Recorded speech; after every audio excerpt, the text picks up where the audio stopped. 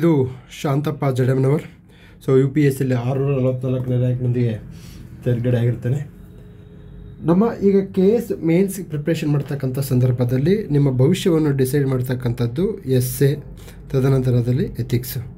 So ಈ essay ಮತ್ತು ಎಥಿಕ್ಸಲ್ಲಿ ಕನಿಷ್ಠ ನೀವು ಮಿನಿಮಮ್ 170 ತೆಗೆದ್ರೆ ಸೊ ಆಲ್ಮೋಸ್ಟ್ 340 ಸ್ಕೋರ್ಲೇ ಬರುತ್ತೆ, ನಿಮ್ಮ ಅರ್ಧ ಸ್ಕೋರ್ಲೇ ಬರುತ್ತೆ. ಇಲ್ಲಿ ಎಫರ್ಟ್ ಕಡಿಮೆ, ಅಂದರೆ ಎಸ್ಸೆ ಮತ್ತು ಎಥಿಕ್ಸ್ಗೆ ಎಫರ್ಟ್ ಕಡಿಮೆ, ಮಾರ್ಕ್ಸ್ ಜಾಸ್ತಿ. ಆದರೆ ಇರೋ ಎಫರ್ಟನ್ನು ತುಂಬ ಕಡಿಮೆ ಹಾಕಿ ಯಾವುದೇ ರೀತಿಯ ಗೈಡೆನ್ಸ್ ಇಲ್ಲದೆ ನಮ್ಮ ಸ್ಪರ್ಧಾರ್ಥಿಗಳು ತಮಗೆ ಇಷ್ಟ ಬಂದ ಹಾಗೆ ಬರೆದಾಗ ಮಾರ್ಕ್ಸ್ ಬರಲ್ಲ. ಸೊ ಈಗಿನ ಈ ನಾರಿ ಶಕ್ತಿ ವಂದನ ಅಧಿನಿಯಮ ಅಂತಕ್ಕಂಥದ್ದು ಇದು ಹೇಗೆ ಬರಿಬೇಕು, ಆಯಾಮಗಳು ಹೇಗೆ ಆಗಬೇಕು, ಹೇಗೆ ಅದನ್ನು ಫ್ಲೋಲ್ಲಿ ತೊಗೊಂಡೋಗಬೇಕು ಅಂತ ಡಿಸ್ಕಷನ್ ಮಾಡ್ತಾ ಇರ್ತೀವಿ. ಸೊ ಎಸ್ಸೆಗೆ ಸಂಬಂಧಪಟ್ಟ ಹಾಗೆ ನಿಮಗೆ ಏನೇ ಡೌಟ್ಸ್ ಇದ್ರೂ you can contact me at any point of time. So ಇದು ನಂಬರು. ಓಕೆ. ಸೊ ಎಸ್ಸೆಗೆ ವಿಶೇಷವಾಗಿ ಹೇಗೆ ಬರಿಬೇಕು, ಇಂಪಾರ್ಟೆಂಟ್ ಎಸ್ಸೆ ಏನು, ಕರ್ನಾಟಕದ ಎಸ್ಸೆ ಹೇಗೆ ಬರಿಬೇಕು, ಅದರದ್ದು ವಿವಿಧ ಆಯಾಮಗಳು, ಹೆಚ್ಚು ಆಯಾಮಗಳಿದ್ದಾಗ ಹೆಚ್ಚು ಮಾರ್ಕ್ಸ್ ಬರುತ್ತೆ. ಸೊ ನಿಮ್ಮ ಭವಿಷ್ಯವನ್ನು ನಿರ್ಧಾರ ಮಾಡ್ತಕ್ಕಂಥದ್ದು ನೀವು AC ಆಗಬೇಕು ಅಥವಾ DYSP ಆಗಬೇಕಂತ ಡಿಸೈಡ್ ಮಾಡ್ತಕ್ಕಂಥ ಪೇಪರು ಎಸ್ಸೆ ಆ್ಯಂಡ್ ಎಥಿಕ್ಸ್. ಆದ್ದರಿಂದ ಇದ್ರ ಬಗ್ಗೆ ತುಂಬ ಸ್ಪಷ್ಟವಾಗಿ ತಿಳ್ಕೊಳ್ಳಿ. It is not a GS knowledge, it is a organisation of your knowledge. ನೀವು ಹೇಗೆ ನಿಮ್ಮ ಸಂಘಟಿತೆಯಿಂದ ಪ್ರಯತ್ನ ಮಾಡ್ತಿರೋದು ಈ ಒಂದು ಎಸ್ಸೆಯಲ್ಲಿ ಪ್ರಭಾವ ಬೀರುತ್ತೆ. ಸೊ ಈಗ ನಾರಿ ಶಕ್ತಿ ವಂದನ ಅಧಿನಿಯಮ ತುಂಬ ನ್ಯೂಸಲ್ಲಿದೆ. ಪ್ರಬಂಧ 2025 KS ಮೇನ್ಸಿಗೆ ಬರ್ಬೋದು. ಸೊ KS ಮೇನ್ಸ್ ಯಾವಾಗ ನಡೀತಪ್ಪ ಅಂತಂದರೆ ಮಾರ್ಚ್ 28ನೇ ಅಂದ್ಕೊಂಡು ನೀವು ಪ್ರಿಪೇರ್ ಆಗಬೇಕಾಗುತ್ತೆ. ಅನೇಕ ಊಹಾಪೋಹಗಳಿಗೆ ಹೋಗ್ತಾ ಇದ್ದಾವೆ, ಮುಂದಕ್ಕೆ ಹೋಗ್ಬೋದು ಅಂತೇಳಿ. ನನ್ನ ಪ್ರಕಾರ KPSC ಅವರು ತುಂಬ ಸ್ಟ್ರಾಂಗ್ ಆಗಿದ್ದಾರೆ. ತಮಗೆ ಏನು ಬೇಕು ಅದನ್ನು ಮಾಡ್ಕೊಂಡು ಹೋಗ್ತಾ ಇದ್ದಾರೆ. ಅಂದರೆ ತಾವು ಏನೇನು ಅಂದ್ಕೊಂಡಿದ್ದಾರೆ, ಕೀ ಆನ್ಸರ್ ಬಿಡಬೇಕು, ರಿವೈಸ್ಡ್ ಕೀ ಆನ್ಸರ್ ಬಿಡಬೇಕು, ರಿವೈಸ್ಡ್ ಕೀ ಆನ್ಸರ್ ಬಿಟ್ಟರು ಯಾವುದೇ ರೀತಿಯ ಗೊಂದಲಗಳಿಗೆ ಅವಕಾಶ ಮಾಡಿಕೊಡದೆ ಅವ್ರೇನು ಮಾಡ್ತಾ ಇದ್ದಾರೆ, ತಮ್ಮ ಟೈಮ್ ಟೇಬಲ್ ಇರುತ್ತೆ ಅದನ್ನು ಫಾಲೋ ಮಾಡ್ಕೊಂಡಿದ್ದಾರೆ. ತಮ್ಮ ಗುರಿ ತಮ್ಮದೇನು ಇದು ಮಾಡ್ಕೊಂಡು ಹೋಗಿದ್ದಾರಲ್ಲ. ಸೊ ಅದೇ ಈಗ ಆಲ್ರೆಡಿ ರಿಸಲ್ಟ್ ಕ್ಲಿಯರ್ ಆಗಿದೆ. ಸೊ ಯಾರು ಇನ್ ಆಗಿದ್ದಾರೆ, ಯಾರು ಔಟ್ ಆಗಿದ್ದಾರೆ ಅಂತ ಸ್ಪಷ್ಟವಾಗಿ ಗೊತ್ತಾಗಿದೆ. ಸೊ ಇನ್ನಾಗಿರೋರಿಗೆ ನನ್ನ ಒಂದು ಸಲಹೆ ಏನಪ್ಪ ಅಂತಂದರೆ ಪೋಸ್ಟ್ಪೋನ್ ಎನ್ನುವ ವದಂತಿಗಳಿಗೆ ಕಿವಿಗೊಡದೆ ನೀವು ಎಕ್ಸಾಮ್ಗೆ ಪ್ರಿಪ್ರೇಷನ್ ಮಾಡಬೇಕು. ಸೊ ಇದು ಒಬ್ಬ ಯಶಸ್ವಿ ಸಾಧಕ ಅಥವಾ ಸಾಧಕಿಯ ಲಕ್ಷಣ ಆಗ್ತಕ್ಕಂಥದ್ದು. ಬನ್ನಿ, ನಾರಿ ಶಕ್ತಿ ವಂದನ ಅಧಿನಿಯಮ ಪ್ರಬಂಧ 2025 KS ಬಗ್ಗೆ ಡಿಸ್ಕಷನ್ ಮಾಡೋಣ. ಸೊ ಇಲ್ಲಿ ಹಕ್ಕಿ ಕೇವಲ ಒಂದು ರೆಕ್ಕೆಯಿಂದ ಮಾತ್ರ ಹಾರಲು ಸಾಧ್ಯವಿಲ್ಲ, ಅದೇ ರೀತಿ ಪುರುಷನಿಂದ ಮಾತ್ರ ದೇಶ ಅಭಿವೃದ್ಧಿಯಾಗಲು ಸಾಧ್ಯವಿಲ್ಲ. ಸೊ ಈ ಮಾದರಿಯ ಕೋಟ್ಗಳನ್ನು ನೀವು ಹಾಕಿ ಸಬ್ಸ್ಟೆಂಟೇಟ್ ಮಾಡಬೇಕಾಗುತ್ತೆ. ಸೊ ಒಂದು ಎಸ್ಸೆಯನ್ನು ಕಥೆಯಿಂದ ಆರಂಭ ಮಾಡಬಹುದು. ಈಗ ಫಾರ್ ಎಕ್ಸಾಂಪಲ್ ಪಂಚ ಗ್ಯಾರಂಟಿ ಬಗ್ಗೆನೂ ನಾವು ಏನು ಮಾಡಿದ್ದೀನಿ, ಒಂದು ಎಸ್ಸೆ ಮಾಡ್ಕೊಂಡಿಟ್ಟಿದ್ದೀನಿ. ಸೊ ಪಂಚ ಗ್ಯಾರಂಟಿ ಸ್ಕೀಮ್ಸ್ ಬಗ್ಗೆ ನಾನು ಕಥೆಯಿಂದ ಸ್ಟಾರ್ಟ್ ಮಾಡಿದ್ದೀನಿ. ತದನಂತರದಲ್ಲಿ ಇಂಟ್ರಲ್ ರಿಸರ್ವೇಷನ್, ಒಳ ಮೀಸಲಾತಿಗೆ ಸಂಬಂಧಪಟ್ಟ ಹಾಗೆ ಸಹ ಕಥೆ ಇದೆ. ಸೊ ನಮ್ಮ ಭಾರತೀಯ ಪರಂಪರೆಯಲ್ಲಿ ಕಥೆಯನ್ನು ಹೇಳ್ತಕ್ಕಂಥದ್ದು ನಮ್ಮ ಒಂದು ಪರಂಪರೆ, ನಮ್ಮ ಭಾರತೀಯ ಪರಂಪರೆಯ ಮುಖ್ಯ ಭಾಗವಾಗಿದೆ. ಸೊ ತಾವು ಕಥೆಯಿಂದ ಅದರ ಆರಂಭ ಮಾಡುವುದು, ಸ್ಟೇಟ್ಮೆಂಟಿಂದ ಆರಂಭ ಮಾಡುವುದು. ನಾನು ಈ ಒಂದು ಅಬ್ಸರ್ವೇಷನಿಂದ ಸ್ಟಾರ್ಟ್ ಮಾಡಿದ್ದೀನಿ. ತದನಂತರದಲ್ಲಿ ಅಡುಗೆ ಮನೆ ಮತ್ತು ಹೆರಿಗೆ ಮನೆಗೆ ಸೀಮಿತವಾಗಿದ್ದಂತಹ ಮಹಿಳೆ ಇಂದು ದೇಶವನ್ನು ಮುನ್ನಡೆಸುವ ಸಾಮರ್ಥ್ಯ ಪಡೆದಿದ್ದಾಳೆ. ಸೊ ನಾರಿ ಶಕ್ತಿ ವಂದನೆ ಅಧಿನಿಯಮದ ಹಿಂದಿನ ಒಂದು ತಾತ್ಪರ್ಯ ಮತ್ತು ತಾತ್ವಿಕತೆಯನ್ನು ಈ ಸ್ಟೇಟ್ಮೆಂಟಲ್ಲಿ ಹೇಳಕ್ಕೆ ಹೋಗಿದ್ದೀನಿ. ಸ್ವತಂತ್ರ ಭಾರತದಲ್ಲಿ 4% ಇದ್ದ ಮಹಿಳಾ ಪಾಲ್ಗೊಳ್ಳುವಿಕೆ ರಾಜಕೀಯದಲ್ಲಿ ಇಂದು 17%ಗೆ ಹೆಚ್ಚಳ, 13% ಹೆಚ್ಚಳವಾಗಲು 75 ವರ್ಷ ಬೇಕಾಗಿದೆ. ಇದು ಲಿಂಗ ಅಸಮಾನತೆ, ಮೋರ್ ಟೆಕ್ನಿಕಲ್ ಈ ಥರ ಟರ್ಮ್ಸ್ ಆಗಬೇಕು. ಲಿಂಗ ಅಸಮಾನತೆ ಮತ್ತು ಲಿಂಗ ಅನ್ಯಾಯಕ್ಕೆ ಸ್ಪಷ್ಟವಾದ ಉದಾಹರಣೆ. ಅಂದರೆ 13% ಹೆಚ್ಚಳಕ್ಕೆ ನಮಗೆ ಏನಾಯಿತು ಅಂತಂದರೆ 75 ವರ್ಷ ಬೇಕಾಯಿತು. ಸೊ ಈ ರೀತಿಯ ಅಂಕಿ ಮತ್ತು ಅಂಶಗಳನ್ನು ಅಳವಡಿಸಿಕೊಂಡಾಗ ನಿಮಗೇನಾಗುತ್ತೆ, ಹೆಲ್ಪ್ ಆಗ್ತಕ್ಕಂಥದ್ದು. ಅಂದರೆ ಒಂದು ದತ್ತಾಂಶಗಳ ಸಮೇತ ನೀವು ನಿಮ್ಮ ವಾದವನ್ನು ಮಂಡನೆ ಮಾಡಿದಾಗ ಅದು ಇವ್ಯಾಲ್ಯೂಯೇಟ್ ಮಾಡೋರ ಮನಸ್ಸನ್ನು ಸೋರೆಗೊಳ್ಳುತ್ತೆ ಅನ್ನೋದು ನನ್ನ ಅಭಿಪ್ರಾಯ. ಸೊ ಟೆಕ್ನಿಕಲ್ ಟರ್ಮ್ಸ್ ಬರಬೇಕು. ಇದು ಲಿಂಗ ಅಸಮಾನತೆ, ಲಿಂಗ ಅನ್ಯಾಯ ಅಂತ ಇಂಥ ಟೆಕ್ನಿಕಲ್ ಟರ್ಮ್ಸ್ ಬರೆದಾಗ you are going to look like a very matured candidate. And ನಿಮ್ಮ ಒಂದು ವಾದದಲ್ಲಿ ಏನಿರುತ್ತೆ, ಒಂದು ಸತ್ವ ಇರುತ್ತೆ. ಸೊ ಈ ರಾಜಕೀಯ ಅಸಮಾನತೆ ಮತ್ತು ಅನ್ಯಾಯ ಹೋಗಲಾಡಿಸಲು ಬಂದಂಥ ಅಂಶವೇ 106ನೇ ತಿದ್ದುಪಡಿ. ನೋಡಿ, 106ನೇ ತಿದ್ದುಪಡಿ ನಾನು ಈ ಒಂದು ಹಿನ್ನೆಲೆಗಳನ್ನು ಕೊಟ್ಕೊಂತ ಹೋಗಿದ್ದೀನಿ. ಇದೇ ಮಾದರಿಯ ಹಿನ್ನೆಲೆಗಳು, ಅದು ಅಂಕಿ ಅಂಶಗಳು, ಚಿಂತನೆಗಳು, ವಿವಿಧ ದೃಷ್ಟಿಕೋನಗಳನ್ನು ನೀವು ತಂದು ಎಸ್ಸೆಯಲ್ಲಿ ಹಾಕಿದಾಗ ನಿಮಗೆ ಅತ್ಯುತ್ತಮ ಅಂಕಗಳು ಬರೋದರಲ್ಲಿ ಯಾವುದೇ ಅನುಮಾನ ಇಲ್ಲ. ನನ್ನ ಪ್ರಕಾರ ನೀವೇನಾದರೂ 200 ತೆಗೆದರೆ 2014ನೇ ಬ್ಯಾಚಲ್ಲಿ 200 193 ಎಲ್ಲ ತೆಗೆದಿದ್ದಾರೆ. ಸೊ ಈ ಸ್ಕೋರ್ ಏನಾದರೂ ನಿಮ್ಮದಾದ್ರಿಗಿನ ಖಂಡಿತ ನಿಮಗೆ ಒಂದು ಗ್ರೂಪ್ ಎ ಪೋಸ್ಟು ಕಟ್ಟಿಟ್ಟ ಬುತ್ತಿ. ಸೊ ಆದ್ದರಿಂದ ತಾವೆಲ್ಲರೂ ನಿಮ್ಮದು ಸ್ಕೋರ್ ಮಿನಿಮಮ್ 170 ಇದ್ದಾಗ ಮಾತ್ರ ನೀವು ಹೆಚ್ಚು ಆಸ್ಪಿರೇಷನ್ಸ್ ಮಾಡ್ಬೋದು. ಸೊ ಮಹಿಳೆಯರ ಐತಿಹಾಸಿಕ ಪ್ರಾತಿನಿಧ್ಯತೆ. ಸೊ ಇಲ್ಲಿ ರಾಜಕೀಯ ಪ್ರಾತಿನಿಧ್ಯ ಹೇಗಿತ್ತು ನಮ್ಮ ಭಾರತೀಯ ಸಮಾಜದಲ್ಲಿ ಅನ್ನೋದ್ರ ಬಗ್ಗೆ ಒಂದು ಹಿನ್ನೋಟ ಹೇಗಿದೆ ಅಂತ ನಾನು ಡಿಸ್ಕಷನ್ ಮಾಡ್ಕೊಂಡು ಹೋಗ್ತಿದ್ದೀನಿ. ಸೊ ಇಲ್ಲಿ ಪಾಯಿಂಟ್ ವೈಸ್ ಕೊಟ್ಟೋಗಿದ್ದೀನಿ. ಯಾವುದೇ ಕಾರಣಕ್ಕೂ ನೀವು ಈ ರೀತಿ ಪಾಯಿಂಟ್ ವೈಸ್ ಬರೆಯೋಗಿಲ್ಲ. ಏನಕ್ಕೆ ಅಂತಂದರೆ ಪಾಯಿಂಟ್ ವೈಸ್ ಎಕ್ಸಾಮ್ಸಲ್ಲಿ it is not accepted method. ಯಾರೂ ಈ ಹೇಳಿಲ್ಲ ಅಂದರೆ ಎಸ್ಸೆಯನ್ನು ಪಾಯಿಂಟ್ ವೈಸ್ ಬರಬೇಡಿ ಅಂತೇಳಿ ಎಲ್ಲೂ ನಿಯಮಗಳಿಲ್ಲ. ಇದೊಂದು ಸಾಂವಿಧಾನಿಕ ನಿಯಮ ಇಲ್ಲ. ಆದರೆ ಅಕಾಡೆಮಿಕ್ ಟರ್ಮ್ಸಲ್ಲಿ ಅಕಾಡೆಮಿಗಳ ಒಂದು ಟರ್ಮ್ಸಲ್ಲಿ PhD ಮಾಡೋರು ಅಥವಾ ಯೂನಿವರ್ಸಿಟಿ ಪ್ರೊಫೆಸರ್ಸ್ಗಳು ಸೊ ಎಸ್ಸೆಯನ್ನು ಪಾಯಿಂಟ್ ವೈಸಲ್ಲಿ ಒಪ್ತಕ್ಕಂತಹ ಪ್ರಭಾವ ತುಂಬ ಕಡಿಮೆ ಇದೆ. ಹಾಗಂತೇಳಿ ಪಾಯಿಂಟ್ ವೈಸ್ ಬರೆದ್ರೆ ಮಾರ್ಕ್ಸೇ ಬಂದಿಲ್ಲ ಅಂತಂದರೆ ಖಂಡಿತ ಮಾರ್ಕ್ಸ್ ಬಂದಿದೆ. ಸೊ ಈಗ ಫಾರ್ ಎಕ್ಸಾಂಪಲ್ ನಾನು ಒಂದು ಕಂಪೈಲ್ ಮಾಡಿದಂತಹ ನೀವು KS ಅಧಿಕಾರಿಗೆ ಬೇಕನ್ನೋ ಪುಸ್ತಕದಲ್ಲಿ ಅಲ್ಲೆಲ್ಲ ಪಾಯಿಂಟ್ ವೈಸ್ ಬರೆದ್ರೂ ಒಳ್ಳೆ ಸ್ಕೋರ್ ತೆಗೆದಿದ್ದಾರೆ. So it depends upon the content, it depends upon the perception, it depend upon the evaluator. So ಅದಕ್ಕೆ ದಾರಿ ಯಾವುದಯ್ಯ ವೈಕುಂಠಕ್ಕೆ ಅಂತ ಕೇಳಿದಾಗ ಸಾಕಷ್ಟು ದಾರಿಗಳಿದೆ ವೈಕುಂಠಕ್ಕೆ. ಅದೇ ರೀತಿಯಾಗಿ SL ಮಾರ್ಕ್ಸ್ ಪಡೆಯೋಕ್ಕೆ ಸಾಕಷ್ಟು ದಾರಿಗಳಿದ್ದಾವೆ. ಆದರೆ ನಿಮಗೆ ಕಂಟೆಂಟ್ ಮಾತ್ರ ಇರಲೇಬೇಕು. ಕಂಟೆಂಟ್ ಇಲ್ದಂಗೆ ಮಾರ್ಕ್ಸ್ ತೆಗೆದವರು ಈ ಭೂಮಿ ಮೇಲೆ ಯಾರೂ ಇಲ್ಲ. ಓಕೆ. ವೇದಗಳ ಕಾಲ 1500 500 BC. ಸಾಮಾಜಿಕ, ಧಾರ್ಮಿಕ ಮತ್ತು ತಾತ್ವಿಕ ಚಿಂತನೆ ಮತ್ತು ಚರ್ಚೆಗಳಲ್ಲಿ ಭಾಗಿಯಾಗ್ತಿದ್ರು. ಸೊ ದಿಸ್ ಈಸ್ ದ ಅಂದರೆ ಅಲ್ಲಿ ಏನಾಗಿತ್ತು, ಆ ಲಿಂಗ ಅಸಮಾನತೆ ಇದೆಯಲ್ಲ. So irrespective of your gender you are going to participate in the socio political economic dialogues. So Gargi ಮತ್ತು ಮೈತ್ರೇಯಿ ವೈಚಾರಿಕ ಚರ್ಚೆಗಳಲ್ಲಿ ಭಾಗಿಯಾಗಿರ್ತಾರೆ. ತದನಂತರದಲ್ಲಿ ಮಧ್ಯಯುಗೀನ ಭಾರತ. ಸೊ ನಾನೇನು ಮಾಡಿದ್ದೀನಿ, ಐತಿಹಾಸಿಕ ಕಾಲಘಟ್ಟವನ್ನು. ಸೊ ಇದೊಂದು ಆರ್ಗನೈಸ್ಡ್ ಇರಬೇಕು, ಯಾವಾಗಲೂ ಆರ್ಗನೈಸ್ಡ್ ಇರಬೇಕು. ಪ್ರಾಚೀನ, ಮಧ್ಯಯುಗೀನ, ಬ್ರಿಟಿಷ್ ಕಾಲ, ಸ್ವಾತಂತ್ರ್ಯೋತ್ತರ ಕಾಲ. ಸೊ ಈ ರೀತಿಯಾಗಿ ಆರ್ಗನೈಸ್ ಇದ್ದಾಗ ಏನಾಗುತ್ತೆ, ನಮಗೆ ಆ ಒಂದು ಎಸ್ಸೆಯನ್ನು ಓದೋಕ್ಕೆ ಒಂದು ಇಂಟ್ರೆಸ್ಟ್ ಬರುತ್ತೆ, ಆ ಒಂದು ಕಂಟಿನ್ಯೂಟಿ ಫೀಲಿಂಗ್ ಇರುತ್ತೆ. ಓಕೆ. ಪಿತೃಪ್ರಭುತ್ವ. ಮಹಿಳೆಯರ ಪರಿಸ್ಥಿತಿ ಹೀನಾಯವಾಗಿತ್ತು. ಕೆಲವು ಅಪವಾದಗಳು. ಸೊ ಬಹಳಷ್ಟು ಬಾರಿ ನಮಗೆ ಮಧ್ಯಯುಗೀನ ಕಾಲದಲ್ಲಿ ತುಂಬ ಪ್ರಭಾವಿಯಾದ ರಾಣಿಯರು, ಪ್ರಭಾವಿಯಾದಂತಹ ಒಂದು ಮಹಿಳೆಯರು ನಮಗೆ ಕಂಡುಬರಲ್ಲ. ಸೊ ಎಕ್ಸೆಪ್ಟ್ ರಜಿಯಾ ಸುಲ್ತಾನು ಮತ್ತು ರಾಣಿ ದುರ್ಗಾವತಿ ಏನು ಮಾಡ್ತಿಲ್ಲಪ್ಪ ಅಂದರೆ ತನ್ನ ಆಡಳಿತ ಮತ್ತು ಆ ಮಿಲಿಟರಿ ಕೌಶಲ್ಯಗಳಿಂದ ಹೆಚ್ಚು ಪ್ರಸಿದ್ಧಿಯನ್ನು ಪಡೆದು ರಾಜ್ಯವನ್ನು ಯಶಸ್ವಿಯಾಗಿ ಮುನ್ನಡೆಸಿದ್ದಾಳೆ. ಸೊ ಇದು ಒಂದೆರಡು ಅಪವಾದಗಳು ಬಿಟ್ಟರೆ ರಿಮೈನಿಂಗ್ ಮಧ್ಯಯುಗೀನ ಭಾರತ ಮಹಿಳೆಯರ ಸಬಲೀಕರಣ ಮತ್ತು ರಾಜಕೀಯ ಪ್ರಾತಿನಿಧ್ಯದ ದೃಷ್ಟಿಯಿಂದ ಒಂದು ರೀತಿಯಲ್ಲಿ ದುರಂತ ಕಾಲ ಮತ್ತು ಅದೊಂದು ರೀತಿಯಲ್ಲಿ ಆ ಆಡಳಿತದಲ್ಲಿ ಯಾವುದೇ ರೀತಿಯಲ್ಲಿ ಒಂದು ಮಹಿಳಾ ಪ್ರತಿಗಾಮಿಯಾಗಿ ಕಂಡುಬರ್ತಿತ್ತು ಅಂತ ಹೇಳ್ಬೋದು. ಓಕೆ. ನಂತರದಲ್ಲಿ ಬ್ರಿಟಿಷ್ ಭಾರತ. ಸೊ ಈ ಬ್ರಿಟಿಷ್ ಭಾರತದಲ್ಲಿ ರಾಣಿ ಅಬ್ಬಕ್ಕ, ಕಿತ್ತೂರು ರಾಣಿ ಚೆನ್ನಮ್ಮ, ಝಾನ್ಸಿ ರಾಣಿ ಲಕ್ಷ್ಮೀಬಾಯಿ ಅವರು ಏನು ಮಾಡಿದರು, ಇವರು ತಮ್ಮ ರಾಜ್ಯ ಮನೆತನಗಳನ್ನು ಉಳಿಸಿಕೊಳ್ಳುವ ದೃಷ್ಟಿಯಿಂದ ತಮ್ಮ ರಾಜ್ಯಗಳನ್ನು ಉಳಿಸಿಕೊಳ್ಳುವ ದೃಷ್ಟಿಯಿಂದ ಬ್ರಿಟಿಷರ ವಿರುದ್ಧ ಹೋರಾಟ ಮಾಡ್ತಾರೆ. ಅದೇ ಸಂದರ್ಭದಲ್ಲಿ ನಂತರದಲ್ಲಿ ಕಂಡುಬಂದಂತಹ ಸ್ವಾತಂತ್ರ್ಯ ಹೋರಾಟದಲ್ಲಿ ಸರೋಜಿನಿ ನಾಯ್ಡು, ಉಷಾ ಮೆಹ್ತಾ, ಕದಂಬಿನಿ ಗಂಗೂಲಿ, ಅರುಣಾ ಸಾಫಲಿ. ಕರ್ನಾಟಕದಲ್ಲಿ ಕಂಡುಬಂದಾಗ ಕಮಲಾದೇವಿ ಚಟ್ಟೋಪಾಧ್ಯಾಯ, ಬಳ್ಳಾರಿ ಸಿದ್ದಮ್ಮ, ಉಮಾಬಾಯಿ ಕುಂದಾಪುರ. ಕ್ವಶನ್ ಈ ರೀತಿ ಬರ್ಬೋದು, ಕರ್ನಾಟಕ ಸ್ವತಂತ್ರ ಹೋರಾಟದಲ್ಲಿ ಕಂಡುಬಂದಂತಹ ಮಹಿಳಾ ಹೋರಾಟಗಾರಂತ ನಿಮಗೆ GS1ನಲ್ಲಿ ಬರಬಹುದು. ಏಕೆಂತಂದರೆ ಇತ್ತೀಚೆಗೆ UPSC ಕ್ವಶನ್ಸನ್ನು ತುಂಬ ಆಗ್ತಾ ಇದ್ದಾರೆ, UPSC ಫಾರ್ಮೆಟಲ್ಲಿ ಬರ್ತಾ ಇದೆ. ಸೊ ಎಥಿಕ್ಸ್ಗೆ ಸಂಬಂಧಪಟ್ಟ ಹಾಗೆ ನಾನೇನು ಮಾಡಿದ್ದೀನಿ, ಎಥಿಕ್ಸ್ಗೆ ಸಂಬಂಧಪಟ್ಟ ಹಾಗೆ ಸೊ UPSCಯ ಕ್ವಶನ್ಸು ಮತ್ತು ಫಿಲಾಸಫಿ ಆಪ್ಷನಲ್ ಪೇಪರಿಂದ ಕೆಲವೊಂದು ಟಾಪಿಕ್ಸ್ನ ತಂದಿದ್ದೀನಿ. ಸೊ ಯಾರು ಅಂದರೆ ಈ ಕುರಿತು ಕಲ್ತ್ಕೋಬೇಕನ್ನೋರು ಬಹಳಷ್ಟು ಬಾರಿ ನೋಡಿ ಏನಾಗುತ್ತೆ, ಕ್ವಶನ್ಸನ್ನ ಫಿಲಾಸಫಿಯಿಂದ ನೇರವಾಗಿ ಎತ್ಕೊಂಡ್ಬಂದು ಎಥಿಕ್ಸ್ಗೆ ಹಾಕ್ಬಿಡ್ತಾನೆ. ಇದಕ್ಕೆ ಎಕ್ಸಾಂಪಲು ಸಹ ಇದೆ. ಫಾರ್ ಎಕ್ಸಾಂಪಲ್ 2015ರಲ್ಲಿ ಬಂದಂತಹ ಫಿಲಾಸಫಿಯಲ್ಲಿ ಕ್ವಶನ್ ಪೇಪರು ಅದು 2021ರಲ್ಲಿ ಎಥಿಕ್ಸಲ್ಲಿ ಬಂದುಬಿಟ್ಟಿದೆ. ಸೊ ಈ ರೀತಿಯಾಗಿ ಏನಾಗುತ್ತೆ, ಕ್ವಶನ್ ಪೇಪರು ಕಾನ್ಸೆಪ್ಟ್ಸ್ ತುಂಬ ರಿಪೀಟ್ ಆಗ್ತಾ ಇರ್ತವೆ. ಸೊ ನಾನೇನು ಮಾಡಿದ್ದೀನಿ ಅಂತಂದರೆ 3 ವರ್ಷದ ಫಿಲಾಸಫಿ ಪೇಪರ್ನ ತೆಗೆದುಕೊಂಡು ಕಾನ್ಸೆಪ್ಟ್ಗಳು ಕನ್ಸಲ್ಟೇಟ್ ಮಾಡಿದ್ದೀನಿ. ಅಂದರೆ ನಮ್ಮ GSಗೆ ರಿಲೆವೆಂಟ್, ನಮ್ಮ ಎಥಿಕ್ಸ್ ಪೇಪರ್ಗೆ ರಿಲೆವೆಂಟ್ ಇರ್ತಕ್ಕಂಥವನ್ನು ಮಾಡಿದ್ದೀನಿ. ಸೊ ಇಂಟ್ರೆಸ್ಟ್ ಇರೋರು you can ask me to I will send the topics. Okay. ತದನಂತರದಲ್ಲಿ ಸ್ವತಂತ್ರೋತ್ತರ ಭಾರತದಲ್ಲಿ ಸಮಾನತೆ. ನಮ್ಮಲ್ಲಿ ಸಂವಿಧಾನದಲ್ಲಿ ಏನು ಬರುತ್ತೆ, ಸಮಾನತೆ 14ರಿಂದ 18 ವಿಧಿಗಳು ಲಿಂಗ ಆಧಾರಿತ ತಾರತಮ್ಯಕ್ಕೆ ನಿಷೇಧವನ್ನು ಮಾಡ್ತವೆ. ನೆಕ್ಸ್ಟು ಹಿಂದೂ ಮಹಿಳೆಯರಿಗೆ ಆಸ್ತಿಯಲ್ಲಿ ಸಮಪಾಲು. ಸೊ ಇದು ಎಕನಾಮಿಕ್ ಎಂಪವರ್ಮೆಂಟ್. ಈ ಎಕನಾಮಿಕ್ ಎಂಪವರ್ಮೆಂಟ್ ಆದಾಗ ಮಾತ್ರ ಪೊಲಿಟಿಕಲ್ ಎಂಪವರ್ಮೆಂಟ್, ಎಜುಕೇಷನಲ್ ಎಂಪವರ್ಮೆಂಟ್ ಆಗೋಕ್ಕೆ ಸಾಧ್ಯ. ಸೊ ಈ ನಿಟ್ಟಿನಲ್ಲಿ ಎಲ್ಲ ಸಮುದಾಯಗಳಿಗೆ ಎಕನಾಮಿಕ್ ಎಂಪವರ್ಮೆಂಟ್ ತರುವಲ್ಲಿ ಯೂನಿಫಾರ್ಮ್ ಸಿವಿಲ್ ಕೋಡ್ ಈಗ ಏನಾಗಿದೆ, ದೇಶಾದ್ಯಂತ ಚರ್ಚೆಯಲ್ಲಿದೆ. ಯೂನಿಫಾರ್ಮ್ ಸಿವಿಲ್ ಕೋಡ್ ಬಗ್ಗೆ ಸಹ ನಾವು ಏನು ಮಾಡೋಣ ಅಂತಂದರೆ ಒಂದು ಎಸ್ಸೆಯನ್ನು ಬರೆದು ಡಿಸ್ಕಷನ್ ಮಾಡೋಣ. ಓಕೆ, ಪ್ರಧಾನಮಂತ್ರಿಯಾಗಿ ಇಂದಿರಾ ಗಾಂಧಿ ಅವರು ಏನು ಮಾಡಿದ್ರಪ್ಪ ಅಂತಂದರೆ ಬ್ಯಾಂಕ್ಗಳ ರಾಷ್ಟ್ರೀಕರಣ, ಗರೀಬಿ ಹಟಾವೋ, ಬಾಂಗ್ಲಾ ವಿಮುಕ್ತಿ ಮೊದಲಾದ ಒಂದು ಯಶಸ್ವಿ ಕಾರ್ಯಕ್ರಮಗಳ ಮೂಲಕ ದೇಶದ ಇತಿಹಾಸದಲ್ಲಿ ತಮ್ಮದೇ ಆದ ಹೆಜ್ಜೆ ಗುರುತುಗಳನ್ನು ಮೂಡಿಸಿ ಹೋಗಿದ್ದಾರೆ.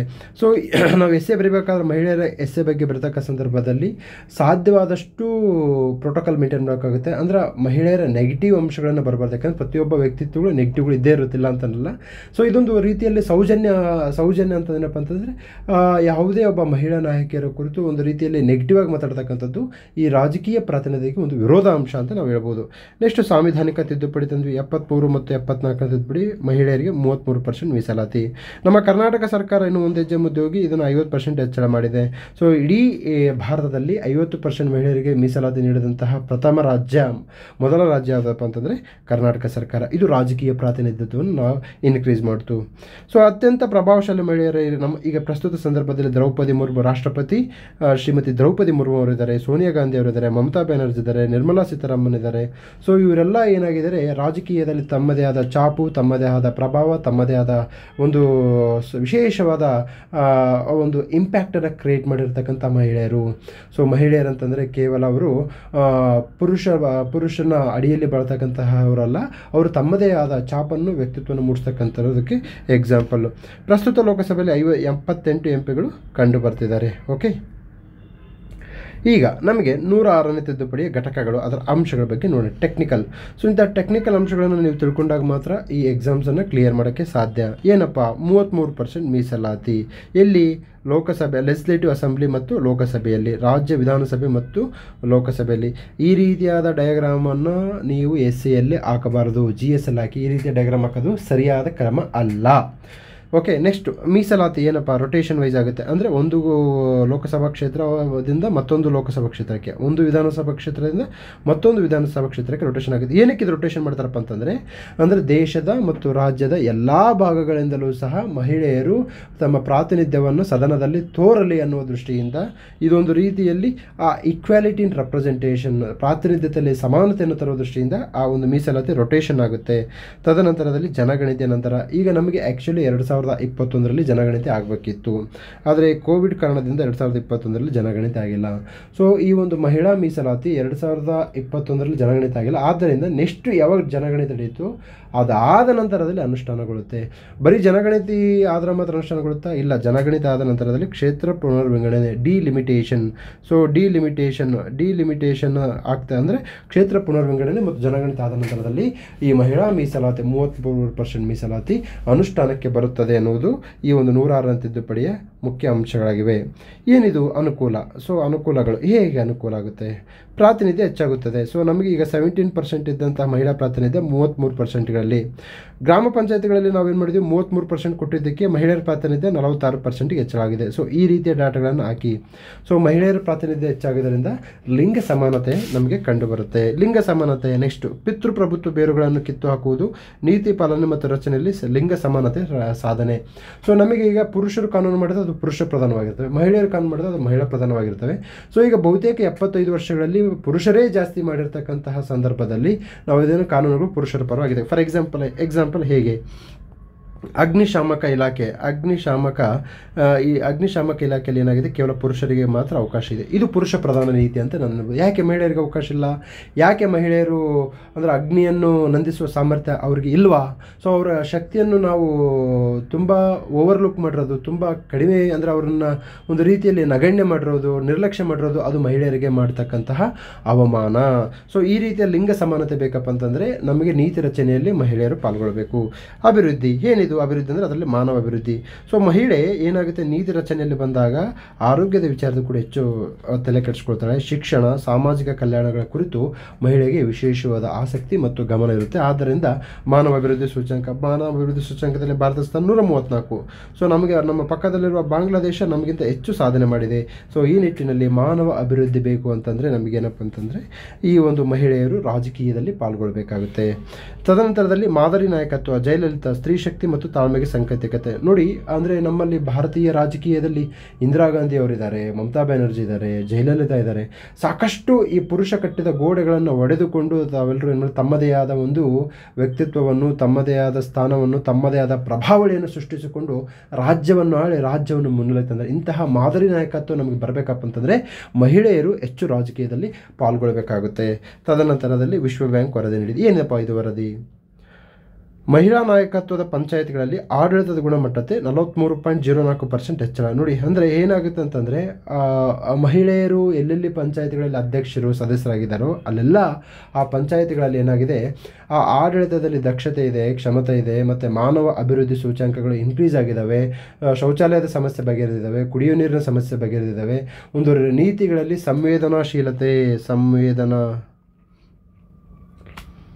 ಸಂವೇದನಾಶೀಲತೆ ಉಂಟಾಗಿರೋದು ಯಾಕಪ್ಪ ಅಂತಂದರೆ ಮಹಿಳೆಯರು ಪಾಲ್ಗೊಂಡಿದ್ದರ ಕಾರಣದಿಂದ. ನೆಕ್ಸ್ಟು ಜಾಗತಿಕ ಮನ್ನಣೆ. ಮಹಿಳೆಯರಿಗೆ ನೀಡುವ ಗೌರವದ ಆಧಾರದ ಮೇಲೆ ಆ ದೇಶದ ಘನತೆ ನಡೆಯಬಹುದು. Doctor BR Ambedkar.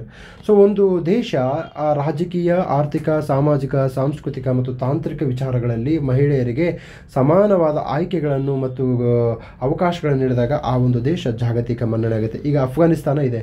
ಅಫ್ಘಾನಿಸ್ತಾನ ಇಡೀ ಪ್ರಪಂಚದಿಂದ ತನ್ನ ಕಟುಟೀಕೆಯನ್ನು ಎದುರಿಸಿದೆ. ಏನಕ್ಕೆಪ್ಪ ಅಂತಂತಂದರೆ ಅಲ್ಲಿ ಏನಾಗುತ್ತೆ, ಕೇವಲ ಪುರುಷ ಪ್ರಧಾನ ಸಮಾಜ, ಮಹಿಳೆಯರು ಶಿಕ್ಷಣ ಪಡೆಯೋಗಿಲ್ಲ, ಮಹಿಳೆಯರು ಧಾರ್ಮಿಕ ಸಭೆಗಳಲ್ಲಿ ಪಾಲ್ಗೊಳ್ಳೋಗಿಲ್ಲ. ಅಂದರೆ ಇಡೀ ಪ್ರಪಂಚದ ಟೀಕೆಗೆ ಒಳಗಾಗೋದು ಹೇಗಪ್ಪ ಅಂತಂದರೆ ಈ ರೀತಿಯಾಗಿ ಲಿಂಗ ಅಸಮಾನತೆ ಮತ್ತು ಲಿಂಗ ಅನ್ಯಾಯಗಳನ್ನು ಮಾಡಿದಾಗ. ಸೊ ನಮ್ಮ ಭಾರತಕ್ಕೆ ಜಾಗತಿಕ ಮನ್ನಣೆ ಮತ್ತು UNSCಯಲ್ಲಿ ಸೇರಬೇಕಪ್ಪ ಅಂತಂದರೆ ಇಂಥವೆಲ್ಲ ಒಂದು ಪ್ರಗತಿಪರ ಚಿಂತನೆಗಳನ್ನು ನಾವು ಅಳವಡಿಸ್ಕೊಂಡಾಗ ಮಾತ್ರ ನಾವು ಆ ಒಂದು ಭದ್ರತಾ ಮಂಡಳಿಯ ಕಾಯಂ ಸದಸ್ಯ ಆಗಲು ಅನುಕೂಲ ಆಗುತ್ತೆ ಅಂತ ಹೇಳ್ಬೋದು. ಸೊ ಭಾರತಕ್ಕೆ ಲಿಂಗ ಸಮಾನತೆ ಆದಾಗ ಭಾರತ ಏನು ಮಾಡಬೇಕು, ಲಿಂಗ ಸಮಾನತೆಯನ್ನು ಸಾಧಿಸಿದಾಗ ಜಾಗತಿಕ ನಾಯಕ ಆಗ್ತಾರೆ. ಈಗ India is A voice of global south. ಜಾಗತಿಕ ದಕ್ಷಿಣದ ಒಂದು ನಾಯಕತ್ವವನ್ನು ವಹಿಸ್ತಕ್ಕಂಥದ್ದು ಯಾರು? ಈ ಒಂದು ನಮ್ಮ ಭಾರತ. ಈ ಭಾರತ ನಾಯಕತ್ವ, ಭಾರತ ತನ್ನ ಮನೆಯಲ್ಲಿರ್ತಕ್ಕಂತಹ ಕಷ್ಟಗಳನ್ನು, ತಮ್ಮ ಮನೆಯಲ್ಲಿರ್ತಕ್ಕಂತಹ ಲೋಪಗಳನ್ನು ಸರಿಪಡಿಸ್ಕೊಂಡಾಗ ಮಾತ್ರ ನಾವು ಮತ್ತೊಬ್ಬರ ಮನೆಯ ನಾಯಕ, ಮತ್ತೊಂದು ಸಮುದಾಯದ ನಾಯಕರಾಗಲು ಸಾಧ್ಯ ಆಗುತ್ತೆ. ಸೊ ಗ್ಲೋಬಲ್ ಸೌತ್ನ ನಾಯಕ ಆಗಬೇಕಪ್ಪ ಅಂತಂದರೆ ನಮ್ಮಲ್ಲಿ ಲಿಂಗ ಸಮಾನತೆ ಇರಬೇಕು. ಭಾರತೀಯ ಮೌಲ್ಯ, ತತ್ವಗಳು ಮತ್ತು ನಾಯಕತ್ವ ಪ್ರತಿಪಾದನೆ. ಯತ್ರ ನಾರ್ಯಸ್ತು ಪೂಜ್ಯಂತೆ ತತ್ರ ರಮಂತೆ ದೇವತೆ. ಸೊ ಎಲ್ಲಿ ಮಹಿಳೆಯರು ನೆಲೆಸಿರ್ತಾರೋ ಅಲ್ಲಿ ದೇವರು ನೆಲೆಸಿರ್ತಾರೆ. ಇದು ನಮ್ಮ ಭಾರತೀಯ ತತ್ವ. ನಮ್ಮ ಭಾರತೀಯ ಮೂಲ ತತ್ವದಲ್ಲಿ ಮಹಿಳೆಯರಿಗೆ ಯಾವುದೇ ರೀತಿಯ ಅನ್ಯಾಯ ಆಗಿಲ್ಲ. ಆದರೆ ಕಾಲಾನಂತರದಲ್ಲಿ ಪಿತೃಪ್ರಧಾನ ವ್ಯವಸ್ಥೆ, ಜಾತಿ ವ್ಯವಸ್ಥೆ ಮತ್ತು ಇಡೀ ಒಂದು ಆರ್ಥಿಕ ಸಂಪನ್ಮೂಲಗಳು ಪುರುಷ ಕೇಂದ್ರಿತ ಆದಾಗ ಈ ಮಾದರಿಯ ಸ್ತ್ರೀ ಶೋಷಣೆ ಹೆಚ್ಚಾಗಿ ಕಂಡು ಬಂದಿದೆ. ತದನಂತರದಲ್ಲಿ ಧರ್ಮಗುರುಗಳಿಗೂ ಮತ್ತು ಮಹಾರಾಜರಿಗೂ ಜನ್ಮ ನೀಡುವ ಮಹಿಳೆ ಯಾವ ಕಾರಣ ಕೇಳಲ್ಲ ಅಂತೇಳಿ ಗುರುನಾನಕ್ ಕೇಳ್ತಾರೆ. ನಮ್ಮ ಸಂಪ್ರದಾಯದಲ್ಲಿ, ನಮ್ಮಲ್ಲಿ ಈಗ ವಚನಗಳಲ್ಲೂ ಕಂಡು ಬರುತ್ತೆ ಲಿಂಗ ಸಮಾನತೆ. ವಚನಗಳಲ್ಲಿ ಜಡರದಾಸ್ಯಂ ಹೇಳ್ತಾರೆ, ಮೊಲೆ ಮುಡಿ ಬಂದರೆ ಹೆಣ್ಣೆಂಬರು, ಗಡ್ಡ ಮೀಸೆ ಬಂದರೆ ಗಂಡೆಂಬರು, ನಡುವೆ ಸುಳುವ ಆತ್ಮ ಹೆಣ್ಣೂ ಅಲ್ಲ ಗಂಡೂ ಅಲ್ಲ ರಾಮನಾಥ ಅಂತ ಹೇಳ್ತಾರೆ. ಹೀಗೆ ನಮ್ಮ ಭಾರತೀಯ ಮೌಲ್ಯಗಳು, ಸಂಪ್ರದಾಯಗಳು, ಚಿಂತನೆಗಳು ಮತ್ತು ತಾರ್ಕಿಕಗಳು ಏನಾಗಿದೆ, ವೈಜ್ಞಾನಿಕತೆಯಿಂದ ಕೂಡಿವೆ ಮತ್ತು ಮಾನವ ಪರವಾಗಿರುವೆ ಅನ್ನೋದು ನಮ್ಮ ಈ ಒಂದು ಅಂಶಗಳಿಂದ ನಮಗೆ ಗೊತ್ತಾಗುತ್ತೆ ಅಂತ ಹೇಳ್ಬೋದು. ತದನಂತರದಲ್ಲಿ ಲಿಂಗ ಸಂವೇದನೆ ಆಧಾರಿತ ನೀತಿಗಳು. ಮಹಿಳೆಯರಿಗೆ ಕುಡಿಯುವ ನೀರು ತರುವ ಜವಾಬ್ದಾರಿ. ಏನಪ್ಪ ಮಹಿಳೆ ಲಿಂಗ ಸಂವೇದನೆ ಅಂದರೆ ನೀತಿಗಳು ಹೇಗಿರ್ತಾವಪ್ಪ ಅಂತಂದರೆ ಲಿಂಗ ಸಂವೇದನೆ. So gender sensitive. ಈಗ ನಮಗೆ ಬಹಳಷ್ಟು ಮಹಿಳೆಯರು ಏನು ಮಾಡ್ತಾರೆ, ಕುಡಿಯುವ ನೀರು ತರೋ ಜವಾಬ್ದಾರಿ ಮಹಿಳೆಯರಿಗಿರುತ್ತೆ. ಕೇರಳದ ಗ್ರಾಮ ಪಂಚಾಯಿತಿಗಳ ಮಹಿಳಾ ನಾಯಕತ್ವದ ಪಂಚಾಯಿತಿಗಳಲ್ಲಿ 100% ಕುಡಿಯುವ ನೀರಿನ ಸೌಲಭ್ಯ. ಏನಕ್ಕೆ ಅಂತಂದರೆ ಮಹಿಳೆ ತಾನು ಪಟ್ಟಂತಹ ಕಷ್ಟವನ್ನು ಅದು ತೊಲಗಿಸ್ಬೇಕಪ್ಪ ಅಂತಂದರೆ ತಾನೇ ಒಂದು ರಾಜಕೀಯ ನಾಯಕತ್ವವನ್ನು, ತಾನೇ ನಿರ್ಧಾರ ಕೈಗೊಳ್ಳೋಕೆ, ಡಿಸಿಷನ್ ಮೇಕಿಂಗ್ ಸ್ಥಾನದಲ್ಲಿ ಬಂದಾಗ ಏನಾಗುತ್ತೆ, she is going to become implement a rules which is in favour of the woman empowerment. So ಕುಡಿಯುವ ನೀರು ಅತ್ಯಂತ ಮಹತ್ವದ ಅಂಶ. ತದನಂತರದಲ್ಲಿ ರಾಜಕೀಯ ಒಳಗೊಳ್ಳುವಿಕೆ, ಪೊಲಿಟಿಕಲ್ ಇನ್ಕ್ಲೂಸಿವಿಟಿ. ಸೊ ಎಲ್ಲರನ್ನು ಒಳಗೊಳ್ಳುವಿಕೆ ಅಂತಕ್ಕಂಥದ್ದು ಸುಸ್ಥಿರ ಅಭಿವೃದ್ಧಿ ಗುರಿ, SDG ಎಲ್ಲರನ್ನು ಒಳಗೊಂಡು ಬೆಳತಕ್ಕಂಥದ್ದು. ಸೊ ನಮಗೆ ಎಕನಾಮಿಕ್ ಇನ್ಕ್ಲೂಸಿವಿಟಿ ಗೊತ್ತು. ಈಗ ಫಾರ್ ಎಕ್ಸಾಂಪಲ್ ಜನ್ಧನ್ ಅಕೌಂಟ್ ಗೊತ್ತು ನಮಗೆ. ತದನಂತರದಲ್ಲಿ ಹೆಲ್ತ್ ಇನ್ಕ್ಲೂಸಿವಿಟಿ ಗೊತ್ತು, ಸ್ತ್ರೀ ಶಕ್ತಿ ಸಂಘಗಳು. ತದನಂತರದಲ್ಲಿ ಜನನಿ ಶಿಶು ಸುರಕ್ಷಾ ಯೋಜನೆ ಇರ್ಬೋದು. ತದನಂತರದಲ್ಲಿ ರಾಜಕೀಯ ಒಳಗೊಳ್ಳುವಿಕೆ. ಸಂವಿಧಾನದ ಪೀಠಿಕೆಯಲ್ಲಿ ರಾಜಕೀಯ ನ್ಯಾಯ ಕಂಡು ಬರ್ತದೆ. ಈ ಮೂಲಕ ಮಹಿಳೆಯರಿಗೆ ನ್ಯಾಯ. ಸೊ ನಮಗೆ economic justice, political justice, social justice ಇದೆ. ಸೊ ಪ್ರಜಾಪ್ರಭುತ್ವದಲ್ಲಿ ರಾಜಕೀಯ ನ್ಯಾಯ ಅತ್ಯಂತ ಅವಶ್ಯಕ. ನಾವು ಪ್ರಜಾಪ್ರಭುತ್ವದಲ್ಲಿ ರಾಜಕೀಯ ನ್ಯಾಯವನ್ನು ಕೊಡದೆ ಯಾವ ಒಂದು ಸಮುದಾಯವನ್ನು, ಯಾವುದೇ ವರ್ಗವನ್ನು ಬಲಪಡಿಸಲು ಸಾಧ್ಯವಿಲ್ಲ ಅಂತೇಳಿ ಈ ಸಂದರ್ಭದಲ್ಲಿ ಹೇಳಬಹುದು. ನಂತರದಲ್ಲಿ ಸವಾಲುಗಳು. ಅನುಷ್ಠಾನದಲ್ಲಿ ವಿಳಂಬ. ಏನು ಅನುಷ್ಠಾನದಲ್ಲಿ ಸೊ ಜನಸಂಖ್ಯಾ ಸಮೀಕ್ಷೆ, ಕ್ಷೇತ್ರ ಪುನರ್ವಿಂಗಡಣೆ ಎಂದು, ಯಾವಾಗ ಎನ್ನುವುದು ಬಗ್ಗೆ ಸ್ಪಷ್ಟತೆ ಇಲ್ಲ. ಸೊ ಜನಗಣತಿ 2028 ಆಗ್ಬೋದು, ಆದರೆ ಕ್ಷೇತ್ರ ಪುನರ್ವಿಂಗಡಣೆ 2036 ಹೋದಾಗ ಇದು ಏನಾಗುತ್ತೆ, ಈ ಒಂದು ಮಹಿಳೆಯರ ಮೀಸಲಾತಿ ಕನಸಾಗಿಯೇ ಉಳಿಯುವ ಸಂಭವನೀಯತೆ ತುಂಬ ಜಾಸ್ತಿ ಅಂತ ಈ ಸಂದರ್ಭದಲ್ಲಿ ಹೇಳ್ಬೋದು. ತದನಂತರದಲ್ಲಿ ರಾಜ್ಯಸಭೆ ಮತ್ತು ವಿಧಾನ ಪರಿಷತ್ತು ನೀತಿ ಚರ್ಚೆಯ ಬಹುಮುಖ್ಯ ಸದನದಲ್ಲಿ ಮಹಿಳೆಯರಿಗೆ ಮೀಸಲಾತಿ ಅವಕಾಶವಿಲ್ಲ. ಈಗ ನೋಡಿ, ರಾಜ್ಯಸಭೆ ಏನಾಗುತ್ತೆ, ರಾಜ್ಯಸಭೆಗೆ ತನ್ನದೇ ಆದ ಅಧಿಕಾರ ಹೊಂದಿದೆ. ಉದಾಹರಣೆ 249 ಓಕೆನಾ, ಆಲ್ ಇಂಡಿಯಾ ಸರ್ವಿಸನ್ನು ಕ್ರಿಯೇಟ್ ಮಾಡ್ಬೋದು. ತದನಂತರದಲ್ಲಿ ಅದು ಈ ಒಂದು ಉಪರಾಷ್ಟ್ರಪತಿಗಳನ್ನು ವಾಗ್ದಾನ ಮಾಡ್ಬೋದು. ತದನಂತರದಲ್ಲಿ ಸಂವಿಧಾನದ ಒಂದು ತಿದ್ದುಪಡಿಗೆ ರಾಜ್ಯಸಭೆ ಒಪ್ಪಿಗೆ ಕಡ್ಡಾಯವಾಗಿ ಬೇಕಾಗುತ್ತೆ. ಸೊ ಇಂತಹ ಗಂಭೀರವಾದ ಮತ್ತು ಬಹುಮುಖ್ಯವಾದ ಸದನದಲ್ಲಿ ಮಹಿಳೆಯರಿಗೆ ಯಾಕೆ ಅವಕಾಶ ಇಲ್ಲ ಅನ್ನೋದು ನಮ್ಮ ಪ್ರಶ್ನೆಯಾಗಿದೆ. ಅದೇ ರೀತಿಯಾಗಿ ಕರ್ನಾಟಕ ರಾಜ್ಯದಲ್ಲಿ ಕಂಡುಬರುವ ವಿಧಾನ ಪರಿಷತ್ತಲ್ಲೂ ಸಹ ಮಹಿಳೆಯರಿಗೆ ಮೀಸಲಾತಿ ಇಲ್ಲ. ಸೊ ಮೀಸಲಾತಿ ಇಲ್ಲ ಅಂತಂದರೆ ಈ ರೀತಿ ದುರ್ಬಲ ವರ್ಗದವರು ಏನಾಗುತ್ತೆ, ವಿಧಾನ ಪರಿಷತ್ಗೆ ಆಯ್ಕೆಯಾಗುವ ಸಂಭವನೀಯತೆ ಕಡಿಮೆ ಇರುತ್ತೆ. ತದನಂತರದಲ್ಲಿ ಸಾಂಕೇತಿಕತೆ. So association for democratic reform ಸಂಸ್ಥೆಯು ವರದಿಯ ಪ್ರಕಾರ ಗ್ರಾಮ ಪಂಚಾಯಿತಿ ಮತ್ತು ಮಹಾನಗರ ಪಾಲಿಕೆ 65% ಮಹಿಳೆಯರ ಪರ 65% ಮಹಿಳೆಯರು ಅಂದರೆ ಸದಸ್ಯರಿರ್ತಾರಲ್ಲ ಅವರ ಪರವಾಗಿ ಗಂಡ ಅಥವಾ ಮಕ್ಕಳ ಅಧಿಕಾರ ನೀಡ್ತಾರೆ. ಇದನ್ನು ಸರ್ಪಂಚ್ ಪತಿ ಅಂತ ಕಾನ್ಸೆಪ್ಟ್ ಇದೆ. ಸರ್ಪಂಚ್ ಪತಿ ಅಥವಾ ಪ್ರಾಕ್ಸಿ ರೆಪ್ರೆಸೆಂಟೇಷನ್. ಸುಮ್ಮನೆ ಹೆಸರಿಗೆ ಮಾತ್ರ ಮಹಿಳೆಯರಿರ್ತಾರೆ, ಆದರೆ ಮಹಿಳೆಯರ ಪರವಾಗಿ ಅವರ ಗಂಡ, ಅವರ ಅಣ್ಣ, ಅವರ ತಮ್ಮ, ಅವರ ಮಕ್ಕಳು ಅಧಿಕಾರವನ್ನು ಚಲಾಯಿಸ್ತಿರ್ತಾರೆ. ಸೊ ಇದು ಒಂದು ರೀತಿಯಲ್ಲಿ ಸಂವಿಧಾನಕ್ಕೆ ಮಾಡುವಂತಹ ಅಪಚಾರ ಅಂತ ಈ ಸಂದರ್ಭದಲ್ಲಿ ಹೇಳ್ಬೋದು. ನಂತರದಲ್ಲಿ ಸಾಮರ್ಥ್ಯದ ಕೊರತೆ. ಮಹಿಳೆಯರು ಸಾಕ್ಷರತೆಯಲ್ಲಿ 65% ಇದ್ದಾರೆ, ಪುರುಷರು ಆಲ್ಮೋಸ್ಟ್ 80% ಇದ್ದಾರೆ. ಸೊ ಈ ರೀತಿಯಾಗಿ ಇನ್ನು 35% ಮಹಿಳೆಯರಿಗೆ ನಮಗೆ ಸಾಕ್ಷರತೆಯೇ ಇಲ್ಲ ಅಂತಂದಾಗ ಇದೊಂದು ರೀತಿಯಲ್ಲಿ ದುರಂತ. ರಾಜಕೀಯ ಅನುಭವ ಕಡಿಮೆ. ಏನಕ್ಕೆ ಅಂತಂದರೆ ನಾವು ಮಹಿಳೆಯರನ್ನು ಏನು ಮಾಡಿದ್ದೀವಿ, ಒಂದು ನಿರ್ದಿಷ್ಟ ಚೌಕಟ್ಟಿನಲ್ಲಿ ಬಂಧಿಸಿಟ್ಟಿದ್ವಿ. ತದನಂತರದಲ್ಲಿ ನಾಯಕತ್ವ ಕೊರತೆ. ಸೊ ನಮಗೆ ಬರೀ ಪುರುಷ ಪ್ರಧಾನ ಸ್ವತಂತ್ರ ಹೋರಾಟದಲ್ಲಿ ಗಾಂಧೀಜಿ ನಾಯಕತ್ವ ವಹಿಸಿದರು. ಸೊ ಮಹಿಳೆಯರ ನಾಯಕತ್ವ ಎಲ್ಲಿ ಅನ್ನೋದ್ರ ಬಗ್ಗೆ ನಮಗೆ ಸ್ಪಷ್ಟವಾದ ಒಂದು ನಿಯಮಗಳು ಇಲ್ಲ. ಸೊ ಆದ್ದರಿಂದ ಏನಾಗುತ್ತೆ, ಅವರಿಗೆ ರಾಜಕೀಯ ಅಧಿಕಾರವನ್ನು ಕೊಟ್ಟರೂ ಸಹ ಅದನ್ನು ಮುನ್ನಡೆಸುವಂತಹ ಶಕ್ತಿ ಮತ್ತು ಸಾಮರ್ಥ್ಯಗಳ ಬಗ್ಗೆ ಒಂದಿಷ್ಟು ಅನುಮಾನಗಳು ಇದ್ದಾವೆ ಅಂತೇಳಿ ನಮಗೆ ಗೊತ್ತಾಗ್ತಾ ಇದೆ. ಮಹಿಳಾ ಸಬಲೀಕರಣದ ಬಗ್ಗೆ ಅನುಮಾನ ಅಂದರೆ ಆಫ್ರಿಕಾದ ಕೆಲವು ರಾಷ್ಟ್ರಗಳಲ್ಲಿ ಮಹಿಳೆಯರ ಪಾಲ್ಗೊಳ್ಳುವಿಕೆ 40% ಇದ್ದರೂ ಮಹಿಳೆಯರ ಶೋಷಣೆ ನಿರಂತರವಾಗಿದೆ ಅಂತ ಹೇಳ್ತಾ ಇದ್ದಾರೆ.